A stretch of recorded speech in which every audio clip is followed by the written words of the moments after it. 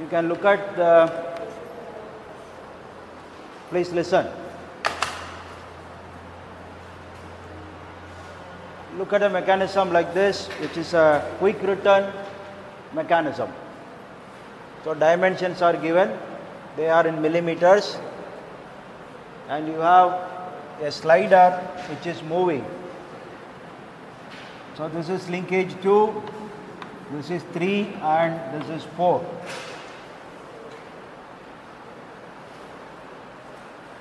Now you have to, the crank is rotating with the angular velocity of, it is given as 9.5 revolutions per minute. Now alpha 2 is 0, that means it is rotating with a constant angular velocity. So what we need to do is to find out the velocities and accelerations. So let me remove these details of the dimensions.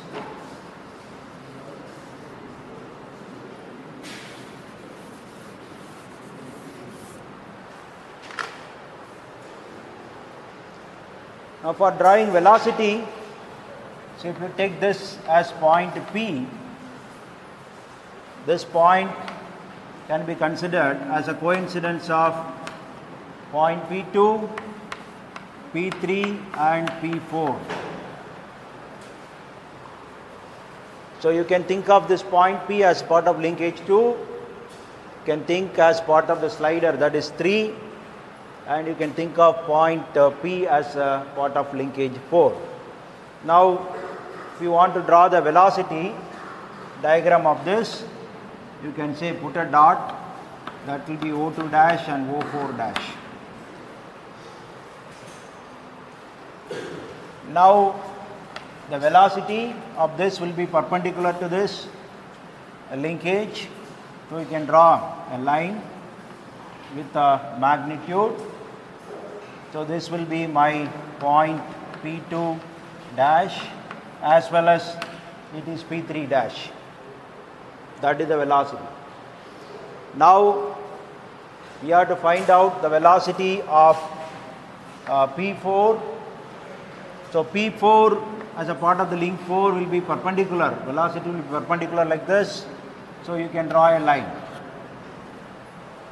We can write the equation that velocity of P2 is equal to velocity of P4 plus velocity of P2 with respect to P4.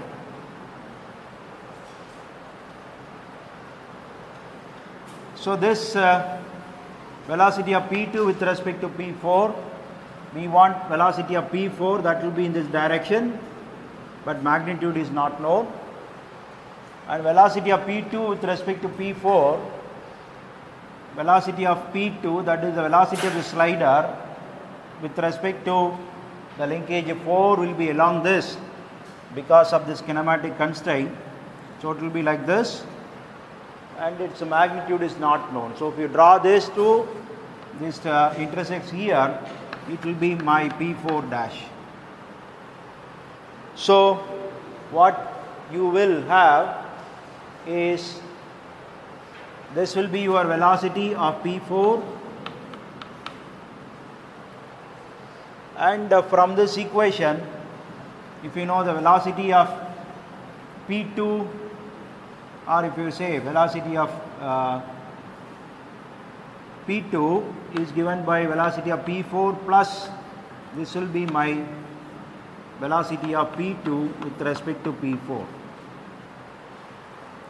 So the slider will be sliding downwards. So this is how we can get the velocity diagram. Now the next one is the acceleration diagram. So let me take a pass. You have any doubt about this?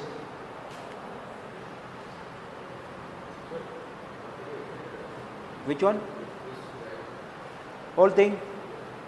So I start with the point O2 dash, O4 dash. Then you consider point P2, which is part of the link 2. that is rotating with angular velocity. So it is rotating. I think I made a mistake. Is omega 2. If I take it like this, then only the velocity will be like this. So this part will be my velocity of P2. So that gives me the point P2 dash, which is also equal to P3 dash. Now I want to get the velocity of P4. So velocity of P4, you cannot write from the, as we have said earlier, velocity of P4 is equal to velocity of P2 plus velocity of P2 with respect to P4. I'm sorry, velocity of P4 with respect to P2. In this case, P4 is a part of the linkage 4. So actually slider has a definite path along the path, the linkage 4, but not the reverse. So this form of the equation should not be written, because the path of the slider on 4 is defined, but the reverse or converse is not defined. So that is why we write an equation in this form. The velocity of P2 is equal to velocity of P4 plus velocity of P2 with respect to P4. So if you write in this form, velocity of P4, what we know is the magnitude is known. Magnitude is not known, but direction is known. Velocity of P4, part of the linkage 4, will be perpendicular to this orientation. That's what is drawn. Then velocity of P2 with respect to P4, that is velocity of a slider on this linkage, will be along this. So that is what is drawn. Okay. Then you have use this equation, you can get this.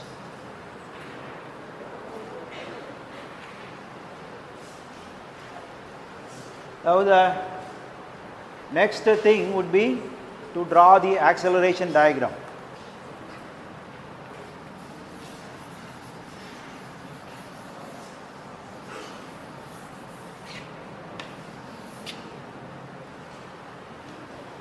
The acceleration diagram, say we can start, you put a dot, that is O2 double dash, O4 double dash.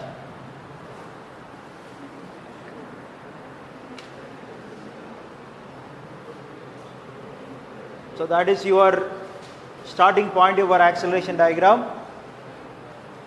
Then we can think of acceleration of point 2. So what is the acceleration of point 2?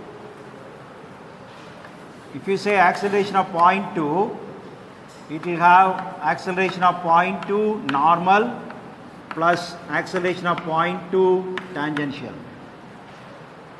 There will be always two components. Acceleration of P2 normal will be towards the center. Its magnitude is given, so you can say both its magnitude and direction is known.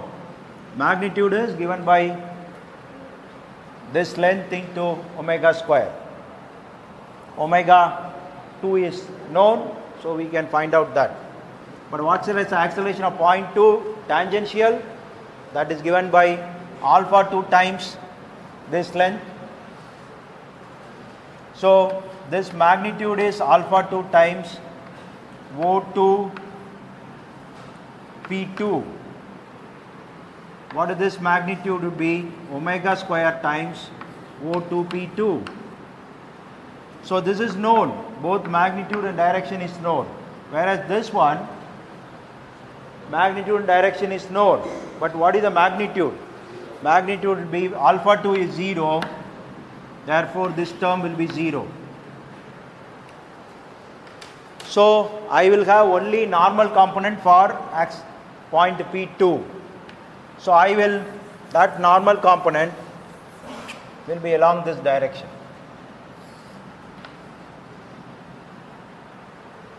So this will be my acceleration of P2. Normal component, that is the same, so this will be P2 double dash.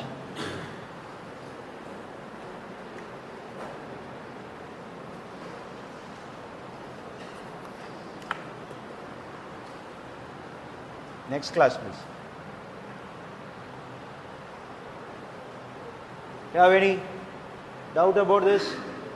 You have only acceleration, normal component, that is towards the center, and that will be like this. So it will lead me to the point P2 double dash, which is part of linkage 2.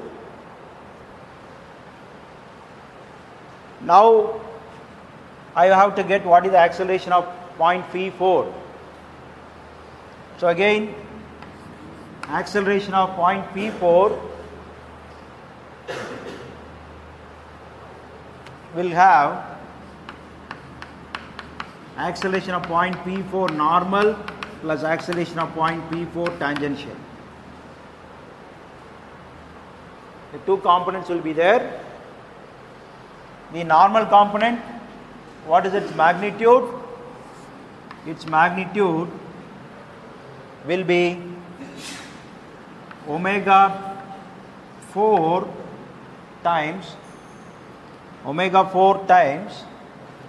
O4 P4.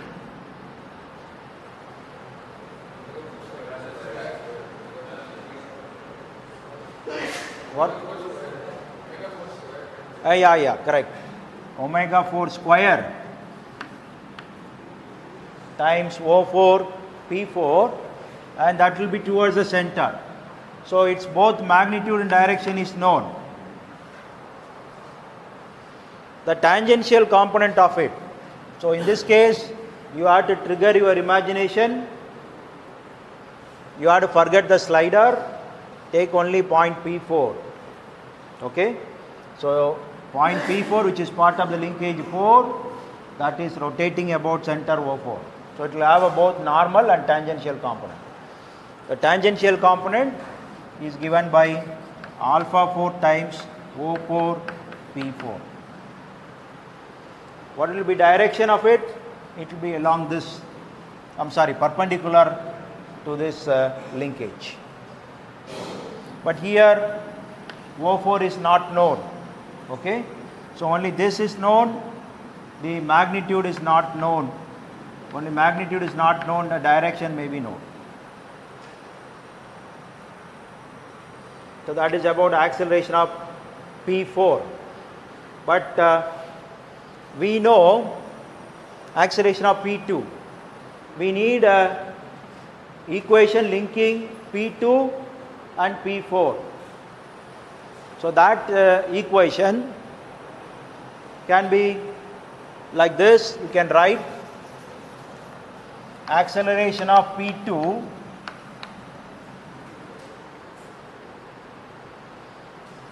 is equal to acceleration of P4 plus acceleration of P4 with respect to P2. Yeah, I'm making a mistake here. Good. Acceleration of P2 with respect to P4. Okay. So with this equation we can find the acceleration components. Now this acceleration of P4, as we discussed, will have a normal and tangential component. So if I write it that here acceleration of P4 will have a normal component, acceleration of P4 will have a tangential component, plus acceleration of P2 with respect to P4. What is that? P4 is a point on the linkage 4 that will be rotating. P2 is sliding along that. Okay. So this will have the components three components. Acceleration of P2 with respect to P4, it will have a normal component. Acceleration of P2 with respect to P4 will have a tangential component. Then since this is a point P4 is moving with respect to a rotating frame, it will have acceleration of P2 with respect to P4 Coriolis component. So once you write these terms, then it may be easy for you to construct. So you cannot just like that get into your diagram, start drawing the lines, you will mess it up. So write this equation, that is the relative acceleration equation, then you can find that these are the components which are involved. Now out of this, as we discussed, what are the things which are known? See, acceleration of P4 normal component is known by magnitude and the direction, so we can very well construct that or write that. The tangential component is not known, only partly known because its magnitude is not known, only direction is known. What is acceleration of P2 with respect to P4? Normal component. So there is something sliding. So if you look at it here, there is a linkage. This is sliding with a velocity of Vp2/P4. This is sliding on a straight line. So the normal component is given by V square P2 by P4 divided by R, where R is the radius of curvature. Because it is a straight line, you can write the normal component either omega square times this radius, or you can write that in terms of V square by R.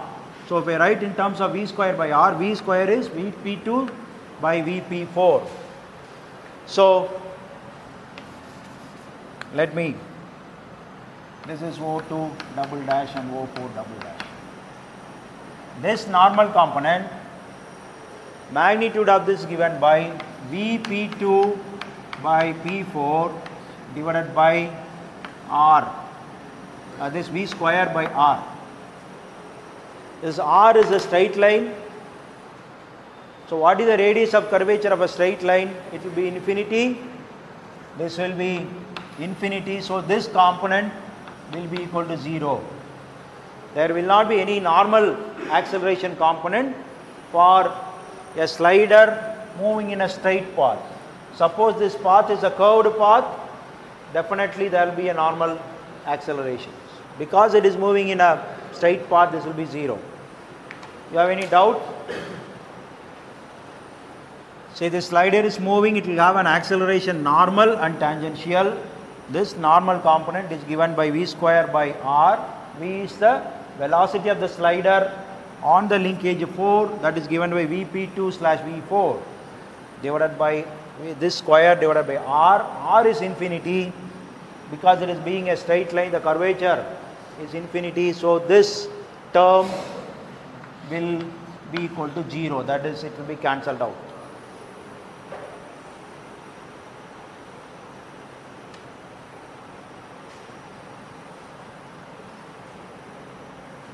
So the next is the velocity of P2 with respect to acceleration of P2 with respect to P4, tangential component, that will be along this linkage, along the slot in this linkage. But what is its magnitude, we do not know. Only the direction is known, magnitude is not known. But what about the next term, Coriolis? It is given by the velocity. That velocity is Vp2/P4 into omega 4, because the linkage which is rotating, this is rotating with the omega 4, and it is 2 times. So its direction and the magnitude. This is the magnitude. What will be the direction? If you know what is the velocity of this, that is turned in the direction of omega 4, okay, by 90 degrees. So this is known. So if you see that this also is known. So look at that. We have the, out of these 4 terms, this is 0. This is 0. Out of 5 terms, this is 0. We have 4 terms of acceleration.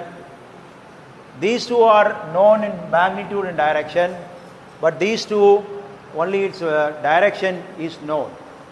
So if you proceed with the direction, they may intersect to get that point. So that is the procedure of getting it. So we will first draw the normal component of the acceleration. Acceleration of P4, that will be along this direction. This is the acceleration of P4 normal component.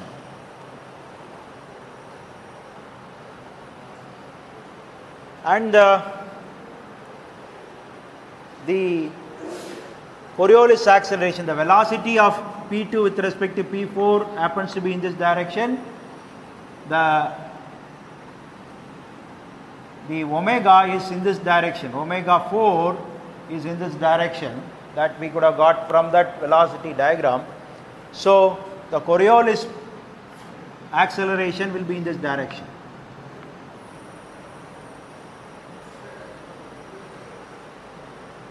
Oh, please. Omega 4, that means this is your velocity that is turned in this direction, in the direction of omega 4, right, by 90 degrees. Okay, you have confusion. Let me just draw it again. From the velocity diagram inputs, the slider is sliding downwards like this with a velocity of P2 with respect to P4. That is the velocity, and this is the vector, and this is omega 4 is in this direction. That means it is to be turned in the anti-clockwise by 90 degrees. So this will be 2 times Vp2 slash P4 and into omega 4. That will be your Coriolis acceleration. So this term will be acceleration of P2 with respect to P4 Coriolis.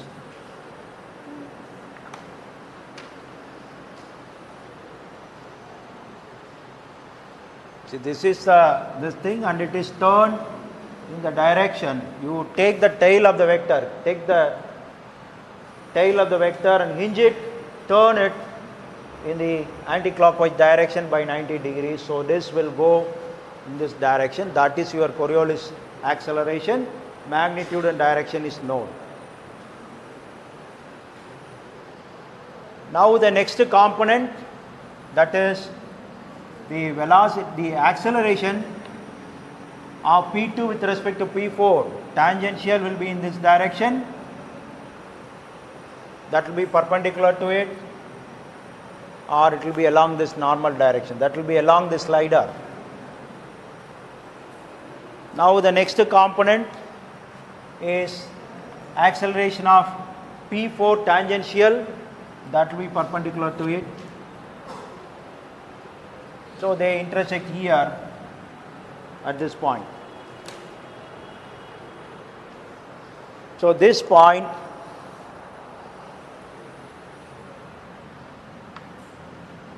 gives me other magnitudes. Okay. So acceleration of P2 is given by acceleration of P normal component. Then you have a Coriolis component. Then this term is acceleration of P2 with respect to P4, the tangential component. And this term is going to be your acceleration of P4 tangential.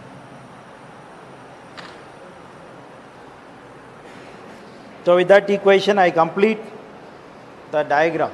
arrows are marked by proceeding these through equations. So 4 components are to be added to find out the acceleration of P2 from P4. Okay. So this is how you can get the acceleration diagram for problems involving a slider moving in a rotating frame, in particular where you get the Coriolis acceleration also. You have any doubts, please?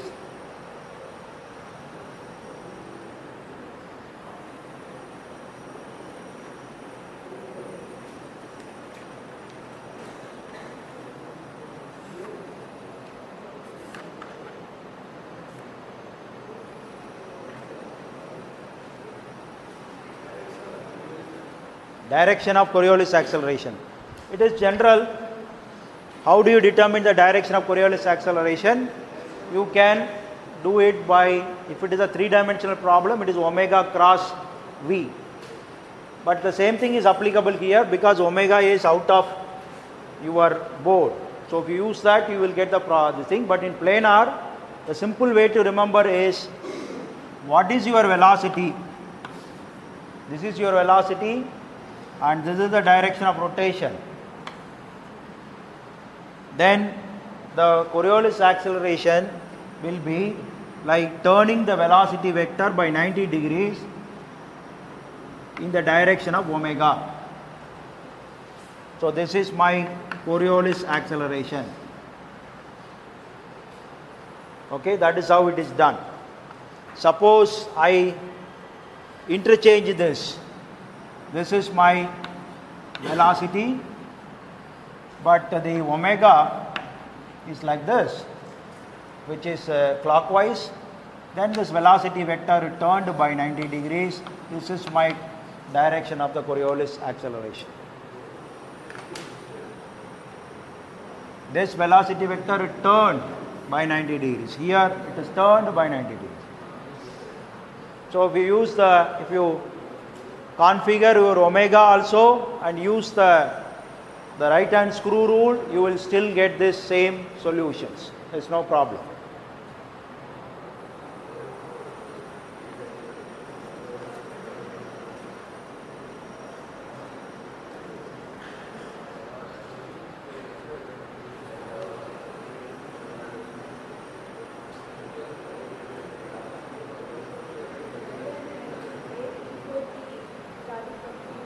Huh? AP4 tangential component. Why is AP4 tangential. Why is it there and Not in the opposite. Why is it that word? Like connecting P to the double dash instead of there? So you want to know why it is like this? Here I have 4 vectors to be added. Let me start with the known vectors. So these 2 are known in magnitude and direction. Then the tangential component will be like this. The slider, the acceleration of the slider, tangential component will be along the path of the slider. So that is drawn. Then the point force, the component will be perpendicular to it. But it has to be reaching the point P2. My solution should reach point P2. Because the acceleration, what we are trying to do is acceleration of point P2.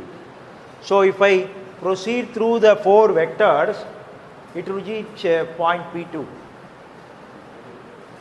Okay, I cannot just take it somewhere and draw. That is not going to lead me anywhere. It has to reach this point 2. That is why I draw the line there.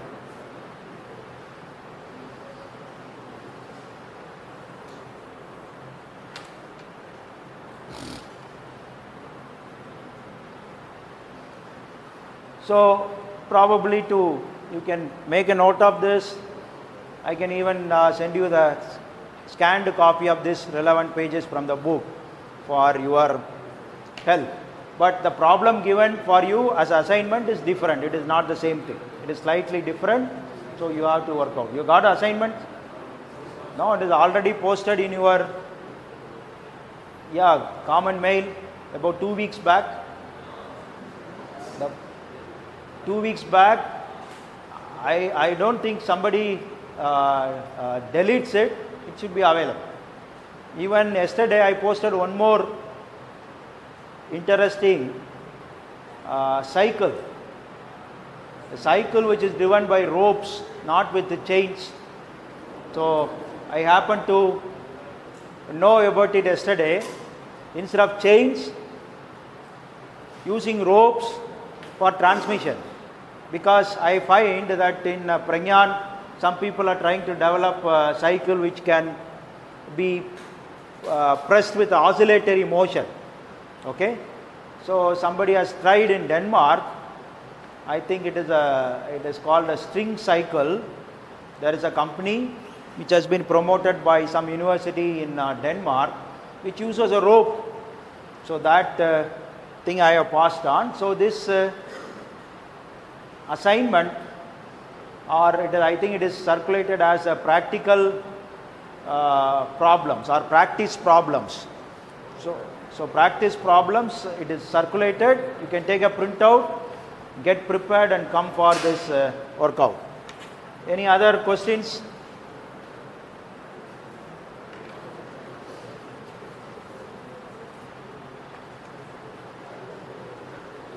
Now we are moving to the new chapter. In acceleration, certain things are left out. I will cover it out in 1 or 2 classes later. Because dealing too much of acceleration is not good.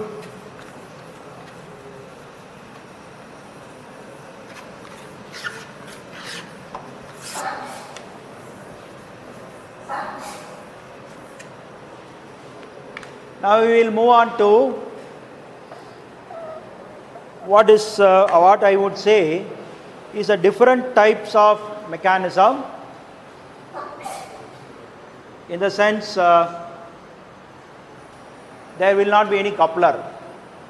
So that we call it as a direct contact mechanism.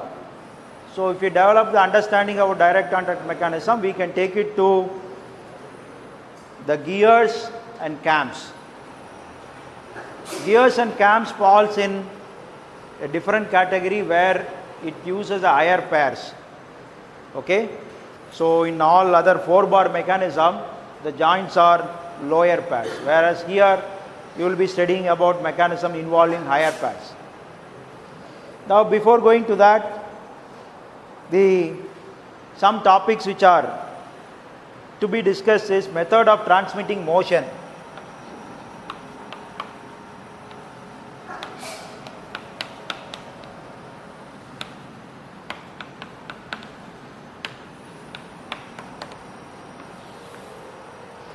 What are the ways motion can be transmitted from one place to the other?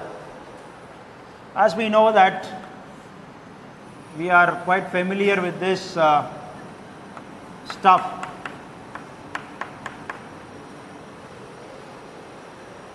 This we call a 4-bar mechanism. If an input is given to one of the link, then we get an output here. So the input is where in this link you give the motion as an input, you get the motion as an output. These two are connected by a rigid linkage that we know is called coupler. So this is one way of transmitting motion. One of the prime functions of a mechanism is to transmit motion. You can also transmit motion like this. You can have two bodies which is hinged, and you can connect them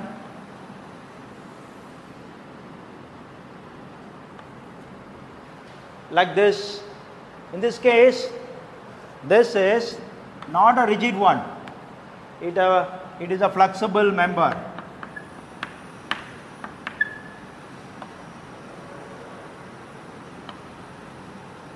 Or I can say it is a flexible link.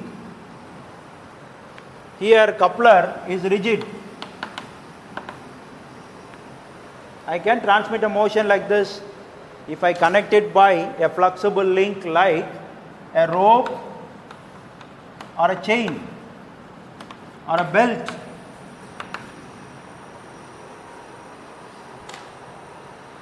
So if I connect these two by a flexible belt or a rope or a chain, still you will be able to transmit motion.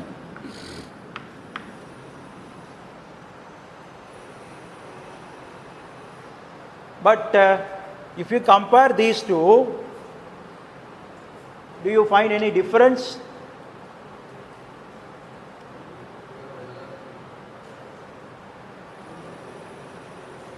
So in this second arrangement where you use a flexible link, this can be a driver rotating this side which can drag this to follow.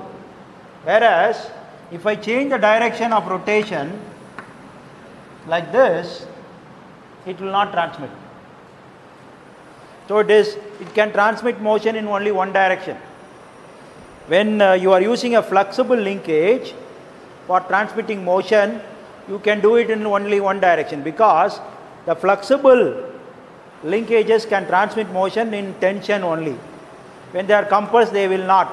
Okay, this is well known to you. If you have a rope, you can transmit force when you pull the rope.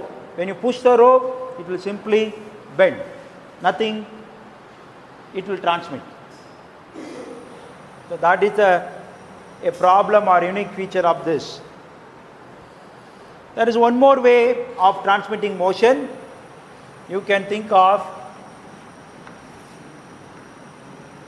two linkages like this.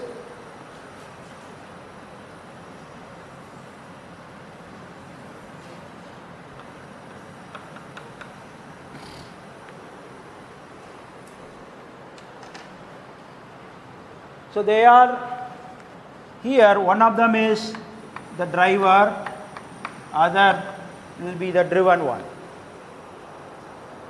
Then you can use any one of this for as a driver or driven, no problem.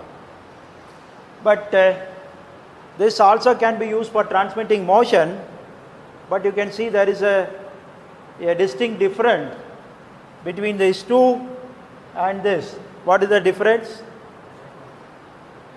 There is no intermediate linkage. This is the driver and driven. There is an intermediate linkage which is rigid, that's called coupler. Here this is the driver and driven linkage, but we use as a flexible linkage for transmitting the motion, whereas in this case there is no intermediate linkage for transmitting motion. The driver and driven are in direct contact. So this we can call this kind of mechanisms as direct contact mechanisms. So we are going to discuss about this direct contact mechanisms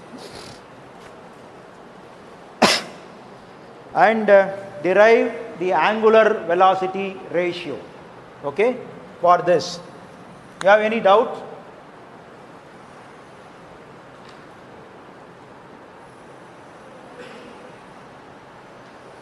We will derive the angular velocity ratio, that is the ratio of omega 2 by omega 4 or omega 4 by omega 2.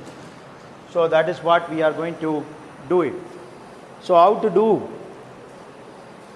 So it involves a little bit of trigonometry, not very complex, but it requires certain patience to look at it. So I think that we will do it in the next class because it requires another 10 minutes.